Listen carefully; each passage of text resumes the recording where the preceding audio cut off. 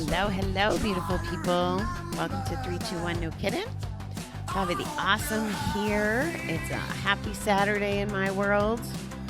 I just got done with a meditation group that I go to when I'm home on Saturdays, and it's led by one of my old coworkers, and it's just a group of women who are in her circle of life that kind of believe in the same things, like meditating and just being the best humans we can be. And it's always just a nice start to my weekend. I will say, though, my mind was wandering this morning, and all I kept thinking was how I told you guys that we need to be still from that reading the other day. And I wanted to bail on the meditation. I was fidgety. My brain was racing. Oh, I got to do this. I got to do that, blah, blah, blah. And I forced myself to stay there and finish. But it's just a reminder that being still is not as easy as it sounds. I'm grateful that I sat there, and I'm grateful that I had exposure to these women and to Sarah, who leads the group, because it's just a great way to kick off the weekend. And I just got to get out of my own way and stay determined to be on track. That's all. And I could do that. So here goes our normal hubbub. February 13th in the inspirational calendar says, a comfort zone is a beautiful place, but nothing ever grows there. In recovery, we talk about getting comfortable with the uncomfortable. And I think that comes with every step of the journey. Getting uncomfortable with not betting anymore, getting uncomfortable with going to meetings with strangers, getting uncomfortable with sharing our shit, getting uncomfortable with facing our opportunity areas, we'll call them, or character defects, whatever the language is. All of that stuff constitutes progress. And if we just stay as ourselves, as ourselves were when we were gambling, and we don't get uncomfortable with processing our feelings or talking about the things or giving up the bet or the thing, then we won't grow. So that was a nice reminder. All right. Body, Mind, and Spirit book today. Oh, it starts with one of my favorite words. Anonymous says, humility is like your underwear. It shouldn't show. Okay, I'm entertained. Humility is knowing there are forces outside ourselves, like the grace of God and family and friends who help shape our lives. There is no humility without gratitude. It's always nice to be humble people because no matter how talented or experienced or successful they are, it's always nice to be with humble people because no matter how talented or experienced or successful they are, they treat us with dignity and respect and be genuinely interested in us. Humble people appreciate themselves and other people and know the value of others' experiences and wisdom. We know who the humble people are, not because they've told us about their humility, but because we can see it in a way they live their lives. In time, we can become more like them. Today, let me practice humility, and in doing so, attain the wisdom and peace it brings. Okay. I've talked about humility before. This reading makes it sound so easy. And I guess where I get tripped up is perception. And perception shouldn't even matter. It shouldn't matter what other people think of us if we're being humble. And so the reading started, humility is knowing there are forces outside ourselves, like the grace of God and family and friends who help shape our lives. Before I read the next sentence, I was like, well, yeah, as long as we're expressing gratitude to them or recognizing that we should be grateful for them crossing our paths. And then it says there's no humility without gratitude. So by practicing our gratitude, we get to work closer to humility. That's kind of a bonus plan, I think. It is true that when we're around genuinely humble people, all those qualities that make them appealing, or I don't want to say put on a pedestal, but all of those things validate their humility. The person who comes to mind that exhibits this the best in my circle is Paul from Recovery Elevator. He knows what he knows and he does what he does and he helps so many people. And I can remember a conversation when we were getting ready for like our first group or whatever on the retreat last year. And I gave him one of my 321 t-shirts and I thanked him because without him, I wouldn't have started the podcast. And because I just wouldn't have even, I guess it wouldn't have occurred to me. And I saw what a great example he set. And I was trying to acknowledge that. And he was true to Paul character, very humble and just appreciative that the message gets carried on. And he's always exhibited that. It's not, he doesn't view things, at least as far as I can tell, he didn't care that I started a podcast because of him, like in the sense of competition, say. He appreciated the fact that I was spreading a recovery message like he did and trying to help people like he did. And that's, he just does it so well. So he's definitely the first person I thought of. And then I'm laughing because there's that whole song, It's Hard to Be Humble. And I've probably talked about this with you before. And it's on my playlist from back last March. And I was having a conversation with someone a couple weeks ago. And I ended up sending them this song, being silly. Well, first I tried to sing it through voice memo, which was not very fun. But it's someone who we share the jokes about, you know, we're always right. And, you know, why can't the world think more like us? And again, it's just being silly and obnoxious between us when we feel passionate about points. But we would never act that way in public. At least I don't think so. I don't feel like a know-it-all. But in the context of our conversations, we can have fun with that. I am striving to be as humble as possible while also building my confidence to keep showing up and get in those uncomfortable zones like the calendar mentioned. And I'll tell you, it's a fine line that I really struggle with.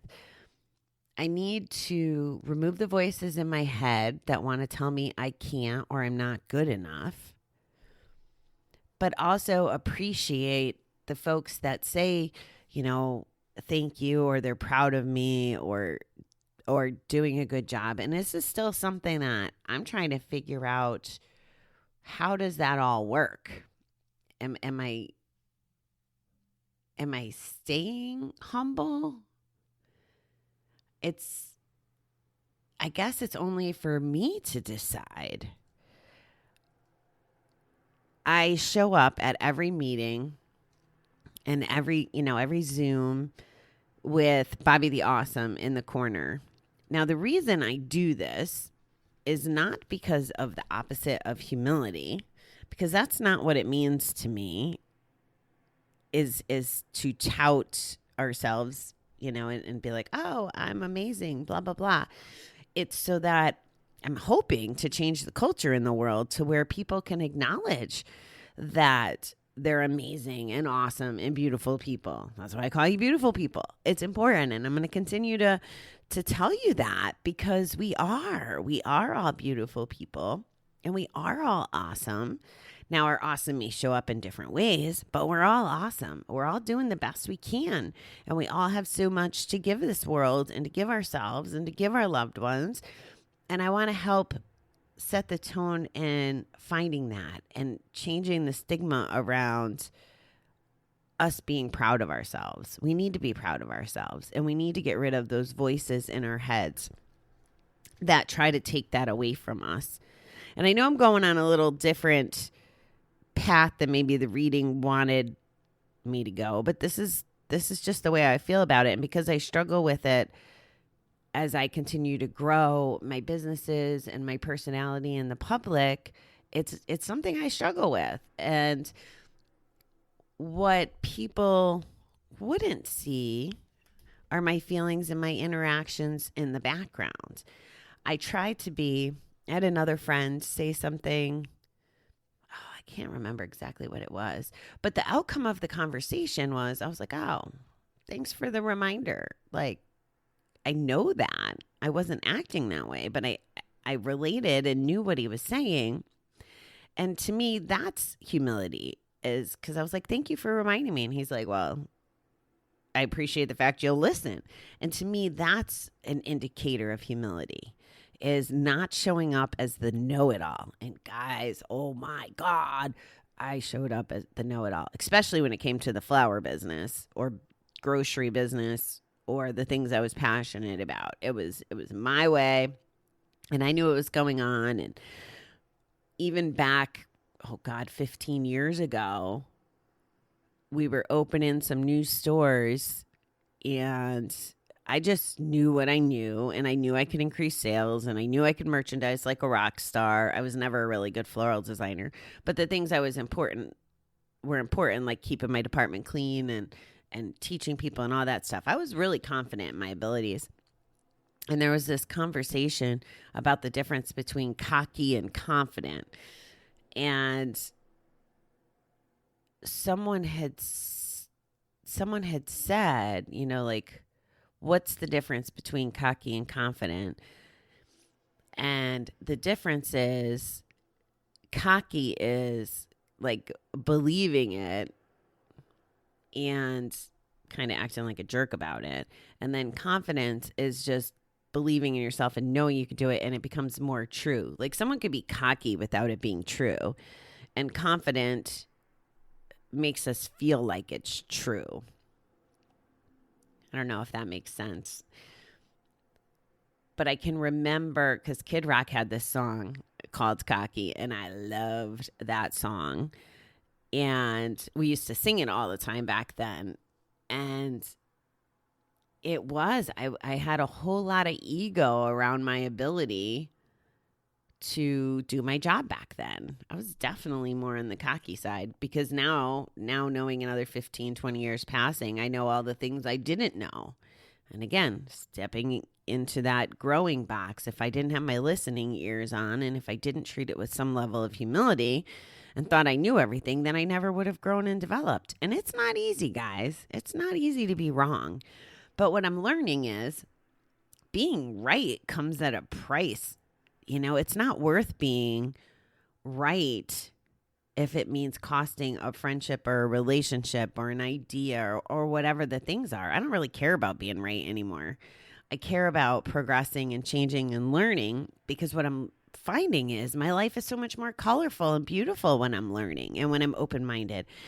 If I never got rid of my ego-centered thinking around spirituality, for example, if I was like, I'm right, there's no God, there's no anything. If that was the case, XYZ wouldn't happen. If I wasn't playing all that blame game, and then be open to the idea that maybe I was wrong.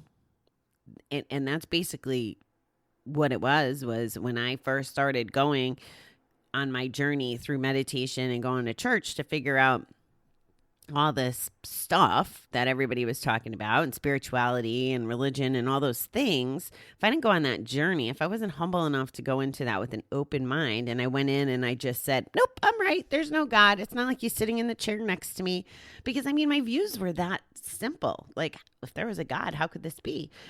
And of course now I'm like, well, if there isn't a God, where the hell did grass in the sky and everything else come from? It's just the way my brain works. So I would say use humility as a tool to learn and grow and become uncomfortable. And it doesn't matter if anybody else knows if we're humble or not. It just doesn't. I think the reading is telling us that true humility doesn't need to be called out or addressed like that. You're just being. And gratitude is the secret sauce to just about everything. As far as I can tell, all roads lead to gratitude. So let's continue to practice that every day. I got a new planner from the Grant Cardone world that I'm living in and studying under, and one of the things I do every day is write things I'm grateful for. And it's just a nice way to start the day and remind myself, because there's so much. I think yesterday I said I was grateful for like my toothbrush, or, like there's so many things to be grateful for that we just take for granted. And I think that even that is some sort of humility. Can you appreciate, can you be grateful for having water to drink, out of your faucet, or grateful for a vehicle if you're someone who has a vehicle, like things that we take for granted. Can you be humble enough to realize that not everybody in the world, hell, probably not everybody listening, has access to all these things. So let's be humble about even our gratitude list. And you'll see the cycle of what we're grateful for contributing to our ability to be a little more humble. And that's a good place to live in, humble and open-minded. And in some ways, those just equate to me. All right, I have to go to group, and I have to leave you now.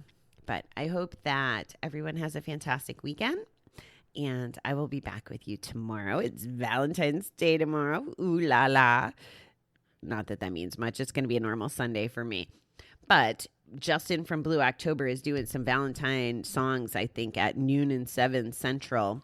So his social media stuff is in the show notes, but you might want to check out some lovey-dovey songs and see what he's doing tomorrow. I'm sure it's stuff we haven't heard him sing before. So that's my plug for Justin. All right, beautiful people. I will talk to you tomorrow. Thanks for being here.